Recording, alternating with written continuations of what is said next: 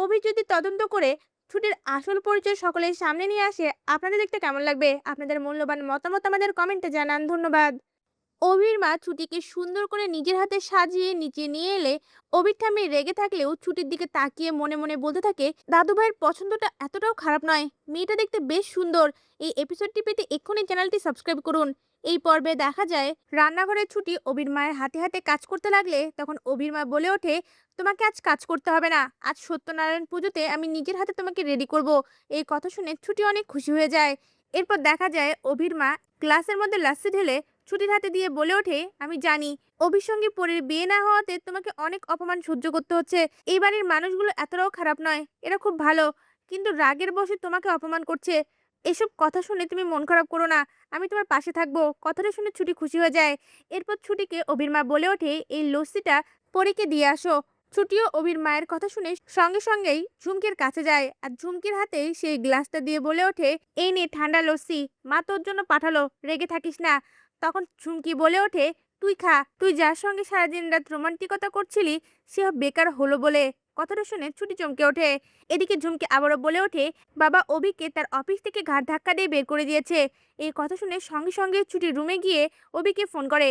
অভি তখন সকল কথা শুনে বলে ওঠে, ছুটি আমি অভিমন্যু শঙ্কর রয়, আমাকে এত সহজে এই ফিল্ড থেকে কেউ বাদ দিতে পারবে না। আর হিরণময় আঙ্কেল তো আমার গুরু, তার স্থান আলাদা, সে আমাকে অপমান করতে পারে, কিন্তু তাই বলে আমার এই জায়গা কেউ কেড়ে নিতে পারবে না।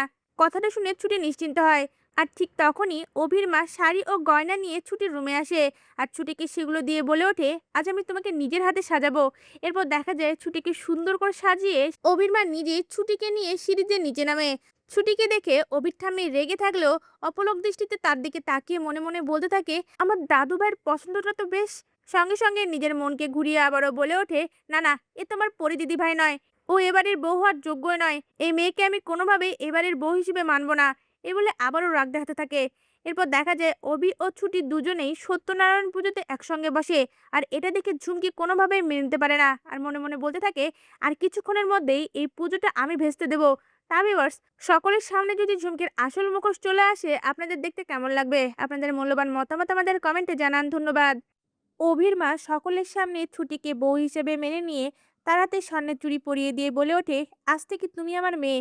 এই ফুল এপিসোডটি পেতে আমাদের চ্যানেলটি এক্ষুনি সাবস্ক্রাইব করুন। এই পর্বে দেখা যায় ঝুমকি অভিকে ঘরের মধ্যে আটকে রাখলেও অভির জানালা দিয়ে পালিয়ে বাড়ি থেকে বেরিয়ে পড়ে আর একটা ট্যাক্সি ধরে মন্দিরের দিকে যেতে লাগে। আর গাড়ির মধ্যে ইন্দ্রকে ফোন দিয়ে বলে ওঠে, এক্ষুনি আমার জন্য একটা পাঞ্জাবি জোগাড় করে রাখ, আমি জানালা দিয়ে পালিয়ে আসছি।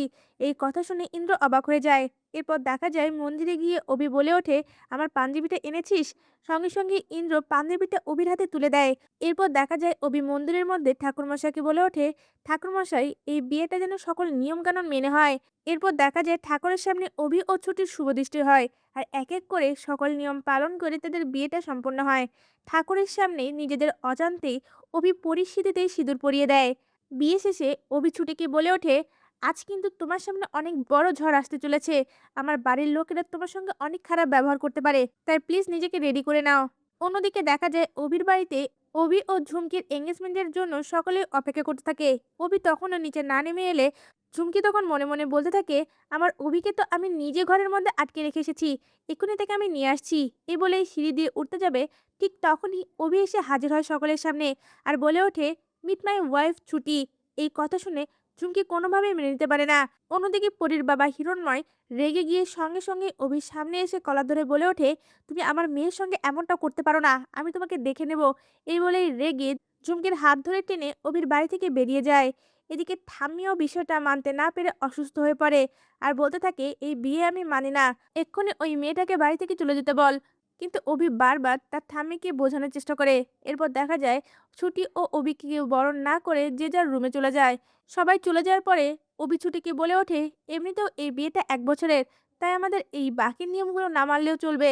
এই বলেই ঘরের মধ্যে ঢুকতে যাবে, তখনই অভির মা বাধা দিয়ে বলে ওঠে, দাঁড়া, এখনো একটা কাজ বাকি রয়েছে।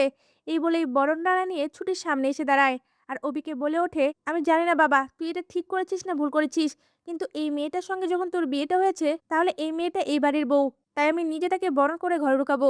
এই বলেই বরণ করে ছুটিকে বাড়িতে ঢোকায়। আর ছুটির হাতে সেই খানদানি চুড়িটা পরিয়ে দিয়ে বলে ওঠে, আজ থেকে তুমি আমার মেয়ে। এই কথা শুনে ছুটি অনেক খুশি হয়ে সঙ্গে সঙ্গে অভির মাকে জড়িয়ে ধরে। তা ভিউয়ার্স, অভির মা যদি ছুটিকে মেনে নেয়, আপনাদের দেখতে কেমন লাগবে? আপনাদের মূল্যবান মতামত আমাদের কমেন্টে জানান। ধন্যবাদ। সকল বাধা পেরিয়ে এবার এক হলো ছুটি ও অভি। এই পর্বে দেখা যায় ছুটি ও অভির মঙ্গলের জন্য অভির মা পুজো দিলে সেখানে পুরোহিত মশাই পুজো শেষে প্রদীপ ছুটি ও অভির হাতে তুলে দিয়ে বলে ওঠে, একসঙ্গে মায়ের আরতি করো। এরপর দেখা যায় ছুটি ও অভি একে অপরের হাতে হাত রেখে প্রদীপ হাতে নিয়ে মায়ের আরতি করতে থাকে। এটা দেখে ঝুমকি অনেক রেগে যায়। আর ঝুমকি ঈশাকে আলাদা করে নিয়ে গিয়ে বলতে থাকে, এসব একটু বেশি বাড়াবাড়ি হয়ে যাচ্ছে না? ঈশাও তখন বলে ওঠে, তুমি তো অনেকদিন দাদাভাইকে দেখোনি। আমি ছোটবেলা থেকে দাদাভাইকে দেখে আসছি। দাদাভাই এসব পুজো টুজো পছন্দই করতো না, কখনো সেই পুজোতেই আসতো না। এখন এই মেয়েটার প্রতি এত আদিক্ষেতা দেখে আমারও সন্দেহ হচ্ছে। ঝুমকি তখন বলে ওঠে, এরা আমাদেরকে দেখানোর জন্য এতটা নাটক করছে না তো? এই সম্পর্কটা তো মিথ্যে হতে পারে। আমাদেরকে আসল সত্যটা জানতে হবে। ঈশাও ঝুমকির কথা শুনে তার প্ল্যানে রাজি হয়ে যায়। এরপর দেখা যায় পুজো শেষে ছুটি সেই প্রদীপের তাপ সকলকে দেয়, কিন্তু সেই প্রদীপের তাপ নেয় না। তখন তার আশ্রমের বাবা দেবদত্তের কথা মনে পড়ে। সে নিজের হাতেই পুজো শেষে প্রদীপের তাপ ছুটির মাথায় ঢাকায়। আর সে কথাগুলো ভেবে খুব কষ্ট পেতে থাকে। সেই সময় অভি এসে সেই প্রদীপের তাপ নিয়ে ছুটির মাথায় দেয় আর বলে ওঠে, সবাইকে তাপ দেওয়ার পরে নিজে তাপ নেওয়ার কথাই ভুলে গেছো?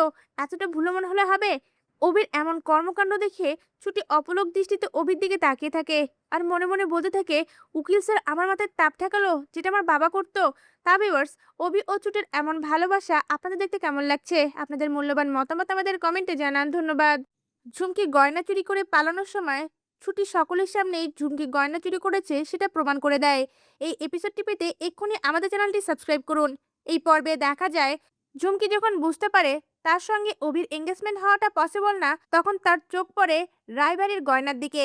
ঝুমকি মনে মনে বলতে থাকে, এই ছুটির জন্য আমি রায়বাড়ির সকল সম্পত্তি হারাচ্ছি, এই ছুটিকে আমি ছাড়বো না। কিন্তু তার আগে এখন যা সুযোগ পেয়েছি সেটা কাজে লাগাই। এই বলে আস্তে আস্তে সেই গয়নাগুলোর দিকে যেতে লাগে। অন্যদিকে অভিকে সকলের সামনেই এই বিয়েটা নিয়ে অপমান করা হলে অভি সবটা সহ্য করে নিয়ে বলে ওঠে, আমি খুব টায়ার্ড, এখন আমি ঘরে যেতে চাই। এই কথা শুনে অভির ঠাম্মি বলে ওঠে, দাদু ভাই, তুমি যদি এই বাড়িতে ঢুকতে চাও তাহলে ওই মেয়েটাকে ওখানে রেখে আসো। এই মেয়েটার এই বাড়িতে কোনো জায়গা নেই। অভিও তখন ছুটির হাত ধরে বলে ওঠে, এই হাত যখন আমি একবার ধরেছি তখন কোনোদিনও এই হাতটা আমি ছাড়বো না। যদি এই বাড়িতে ছুটি থাকতে না পারে তখন আমিও এই বাড়িতে ঢুকবো না। কথাটা শুনে ঠাম্মি সহ সকলেই অবাক হয়ে যায়। অন্যদিকে ঝুমকি এই গন্ডগোলটাকে কাজে লাগিয়ে আস্তে আস্তে রায়বাড়ির গয়নাগুলোর দিকে যায় আর সকল গয়নাগুলো চুরি করে তার ব্যাগে ঢুকাতে থাকে। সেই সবটা দেখে ফেলে ছুটি আর মনে মনে বলতে থাকে, ঝুমকি এই গয়নাগুলো চুরি করে নিয়ে পালাতে চাইছে, আমাকে যেভাবে হোক আটকাতে হবে। ছুটি কি করবে সেটা বুঝতে পারে না। অন্যদিকে সবগুলো গয়না চুরি করে ঝুমকি হিরণময়ের কাছে এসে বলে ওঠে, বাবা, যা হয়েছে হয়েছে, আমরা আর এক মুহূর্তেও এই বাড়িতে থাকবো না, চলো এক্ষুনি আমরা বেরিয়ে যাব। এই কথা শুনে হিরণময় বলে ওঠে, হ্যাঁ, যে বাড়িতে আমার মেয়ের এত অপমান হয়েছে সেই বাড়িতে আমি এক মুহূর্তেও থাকবো না। এই বলে ঝুমকির হাত ধরে বেরিয়ে যেতে লাগলে ছুটি পেছন থেকে ডেকে বলে ওঠে, ঝুমকি দাঁড়া, তুই এক পাও এ বাড়ি থেকে বেরোবি না। কথাটা শুনে ঝুমকি ভয় পেয়ে যায় আর মনে মনে বলতে থাকে, ছুটি কি দেখে ফেলেছে আমি গয়নাগুলো নিয়েছি? এদিকে হিরণময় ছুটির উপর রেগে গিয়ে বলে ওঠে, তুমি আমার মেয়েকে আটকানোর কে? কেন তুমি তাকে বাধা দিচ্ছ? তখন ছুটি কিছু না বলেই ঝুমকি ও হিরণময় আঙ্কেলের সামনে গিয়ে দাঁড়ায় আর ঝুমকিকে বলে ওঠে, এই বাড়ি থেকে তুই যা চুরি করে নিয়ে যাচ্ছিস সেগুলো এখানে রেখে যা। কথাটা শুনে হিরণময় রেগে গিয়ে বলে ওঠে, তোমার এত বড় সাহস, তুমি আমার মেয়েকে চোর বলছো? আর এদিকে ছুটির এমন ব্যবহার দেখে সবাই অবাক হয়ে যায়। এদিকে ছুটি ঝুমকির ব্যাগের দিকে হাত দেখিয়ে বলে ওঠে, কিছুক্ষণ আগেই ঝুমকি ওইখান থেকে সকল গয়নাগুলো তার ব্যাগে ঢুকিয়েছে আর এসব আমি নিজের চোখে দেখেছি। কথাটা শুনে ঝুমকি অনেক ভয় পেয়ে যায় আর উল্টো ছুটিকে বলতে থাকে, নিজে চোর হয়ে আমাকে চোরের বদনাম দিচ্ছিস? তোর এত বড় সাহস? ছুটিও তখন জবাব দিয়ে বলে ওঠে, ঝুমকি, আর একটা মিথ্যা কথাও বলবি না। আশ্রমে তুই সবসময় চুরি করতিস, আজ তুই এ বাড়িতেও চুরি করেছিস আর সেটার প্রমাণ তোর ব্যাগের ভিতরে রয়েছে। এই কথা শুনে ছুটির পাশে এসে দাঁড়ায় অভি আর অভিও বলে ওঠে, তুমি যদি চুরি নাই করে থাকো তাহলে তোমার ব্যাগের মধ্যে কি আছে সবটা আমাদের দেখাও। হিরণময় তখন রেগে গিয়ে ঝুমকির হাত থেকে ব্যাগটা কেড়ে নিয়ে চেনটা খুলে সেটা উপর করে দেয় আর সঙ্গে সঙ্গেই সকল গয়না পড়ে যায় আর সবাই বুঝতে পারে ঝুমকি সেই গয়নাগুলো চুরি করেছে। আর হিরণময়ও এসব দেখে চমকে ওঠে। তা ভিউয়ার্স, এমনটাই যদি নতুন পর্বে ঘটে আপনাদের দেখতে কেমন লাগবে? আপনাদের মূল্যবান মতামত আমাদের কমেন্টে জানান। ধন্যবাদ। অভি ও ছুটির বৌভাতের অনুষ্ঠানে সকলের সামনে অভির মা ছুটিকে বলে ওঠে, আজ থেকে তুমি আমার মেয়ে। এই এপিসোডটি পেতে এক্ষুনি আমাদের চ্যানেলটি সাবস্ক্রাইব করুন। এই পর্বে দেখা যায় ছুটিকে বরণ করে বাড়িতে ঢুকানোর পরে অভির মা ঘরের মধ্যে মনে মনে বলতে থাকে, ছোটবেলার পরী আর এই পরীর মধ্যে কোনো মিল নেই। আমি তো অভি আর পরীর এঙ্গেজমেন্ট নিয়ে খুশি ছিলাম না, আর অভিও তো কোনোভাবে মেনে নিতে পারছিল না ওই মেয়েটাই আমাদের পরী। তাই হয়তোবা অভি এই ছুটিকে বিয়ে করেছে। এখন যা হবার হয়েছে, আমি নিজে তাকে সবটা শিখিয়ে পড়িয়ে নেব। আর তাছাড়া আজ থেকে ও আমার মেয়ে, ছেলের বউ নয়। এটা আমি সকলের সামনে বলবো। এই কথাগুলো ভেবে অভির মা তার আলমারি থেকে কিছু গয়না আর শাড়ি বের করে সেই শাড়িটা নিয়ে ছুটির রুমে যায়। আর ছুটির হাতে দিয়ে বলে ওঠে, কাল সকালে বৌভাতের অনুষ্ঠান আছে, তুমি সকালে এই শাড়ি আর গয়নাগুলো পরো, তাহলে আমি অনেক খুশি হব। কথাটা শুনে ছুটিও সেগুলো নিয়ে নেয়। এরপর দেখা যায় পরদিন সকালে ছুটি সুন্দর করে রেডি হয়ে সিঁড়িতে নেমে এলে অভির মা আর অভি অপলক দৃষ্টিতে ছুটির দিকে তাকিয়ে থাকে। আর অভি মনে মনে বলতে থাকে, ছুটিকে এতটা সুন্দর লাগছে কেন, আমি তার দিক থেকে চোখ ফেরাতে পারছি না। এই কথাগুলো ভেবে সঙ্গে সঙ্গে তার চোখটা নামিয়ে নেয়। এরপর দেখা যায় অভির ঠাম্মি ছুটিকে দেখে রেগে সেখান থেকে চলে যেতে লাগলে অভির মা এসে অভির ঠাম্মিকে আটকায় আর বলে ওঠে, মা আপনি এভাবে চলে গেলে অভির অমঙ্গল হবে। আপনি ঠাম্মি হিসেবে হয়তো বা এটা চান না যাতে অভির অমঙ্গল হোক। এই কথা শুনে অভির ঠাম্মিও থেমে যায়। এরপর দেখা যায় সকলের সামনেই অভি ভাত কাপড়ের থালা নিয়ে ছুটির হাতে তুলে দেয় আর বলে ওঠে, আজ থেকে আমি তোমার সকল কিছুর দায়িত্ব নিলাম। ছুটি তখন মনে মনে বলতে থাকে, 1 বছরের বিয়েতে আবার কিসের দায়িত্ব, আপনি কি কোনো দায়িত্ব নিতে হবে না স্যার। এই বলে ছুটি আর অভি একে অপরের দিকে তাকিয়ে থাকে। এরপর দেখা যায় সকলের সামনেই অভির মা ছুটিকে পরিচয় করিয়ে দিয়ে বলে ওঠে, এ হচ্ছে অভির বউ, আজ থেকে রায়বাড়ির বৌমা। কিন্তু আমি তাকে বৌমা নয়, আমার মেয়ে হিসেবে রাখবো। এই কথা শুনে ছুটি অনেক খুশি হয়ে যায় আর সঙ্গে সঙ্গে অভির মাকে জড়িয়ে ধরে। এরপর দেখা যায় রাতের অনুষ্ঠানের জন্য পার্লার থেকে ছুটিকে সাজানোর জন্য লোক আসে। আর ছুটিকে সুন্দর করে সাজিয়ে দিলে অভির মা সেই রুমে এসে ছুটিকে দেখে বলে ওঠে, বাহ, তোমার চেহারা তো অনেক মিষ্টি, আর সাজানোর পর তো আরও মিষ্টি লাগছে। কথাটা শুনে ছুটি লজ্জা পেয়ে যায়। এমনটাই দেখতে চলেছেন নতুন পর্বগুলিতে। ছুটি এবার উচিত জবাব দিয়ে ঝুমকিকে তার নিজের জায়গায় বুঝিয়ে দেয়। এই এপিসোডটি পেতে এক্ষুনি আমাদের চ্যানেল সাবস্ক্রাইব করুন। এই পর্বে দেখা যায় অভি ছুটিকে বউ করে বাড়িতে নিয়ে এলে ঝুমকি সেটা কোনোভাবে মেনে নেয় না। আর সঙ্গে সঙ্গে সকলের সামনে ছুটির কাছে গিয়ে রেগে বলে ওঠে, তুই আমার অভিকে বিয়ে করেছিস, তোকে আমি ছাড়বো না।